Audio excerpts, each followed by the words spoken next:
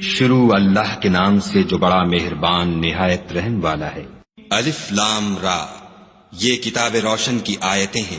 ہم نے اس قرآن کو عربی میں نازل کیا ہے تاکہ تم سمجھ سکو۔ اے پیغمبر صلی اللہ علیہ وآلہ وسلم، ہم اس قرآن کے ذریعے سے جو ہم نے تمہاری طرف بھیجا ہے تمہیں ایک نہایت اچھا قصہ سناتے ہیں، اور تم اس سے پہلے بے خبر تھے۔ جب یوسف نے اپنے والد سے کہا کہ ابا میں نے خواب میں 11 ستاروں اور سورج اور چاند کو دیکھا ہے، دیکھتا کیا ہوں کہ وہ مجھے سجدہ کر رہے ہیں۔ انہوں نے کہا کہ بیٹا اپنے خواب کا ذکر اپنے بھائیوں سے نہ کرنا، نہیں تو وہ تمہارے حق میں کوئی فریب کی چال چلیں گے۔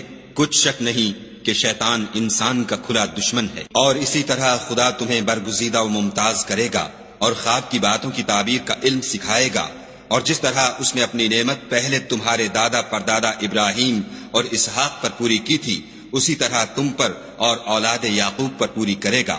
بے شک تمہارا پروردگار سب کچھ جاننے والا اور حکمت والا ہے۔ ہاں، یوسف اور ان کے بھائیوں کے قصے میں پوچھنے والوں کے لیے بہت سی نشانیاں ہیں۔ جب انہوں نے آپس میں تذکرہ کیا کہ یوسف اور اس کا بھائی ابا کو ہم سے زیادہ پیارے ہیں، حالانکہ ہم جماعت کی جماعت ہیں، کچھ شک نہیں کہ ابا صریح غلطی پر ہیں، تو یوسف کو یا تو جان سے مار ڈالو یا کسی ملک میں پھینک آؤ، پھر ابا کی توجہ صرف تمہاری طرف ہو جائے گی اور اس کے بعد تم اچھی حالت میں ہو جاؤ گے۔ ان میں سے ایک کہنے والے نے کہا کہ یوسف کو جان سے نہ مارو، کسی گہرے کنویں میں ڈال دو کہ کوئی راہگیر نکال کر اور ملک میں لے جائے گا، اگر تم کو کرنا ہے تو یوں کرو۔ یہ مشورہ کر کے وہ یعقوب سے کہنے لگے کہ ابا جان، کیا سبب ہے کہ آپ یوسف کے بارے میں ہمارا اعتبار نہیں کرتے، حالانکہ ہم اس کے خیر خواہ ہیں؟ کل اسے ہمارے ساتھ بھیج دیجئے کہ خوب میوے کھائے اور کھیلے کودے، ہم اس کے نگہبان ہیں۔ انہوں نے کہا کہ یہ امر مجھے غمناک کیے دیتا ہے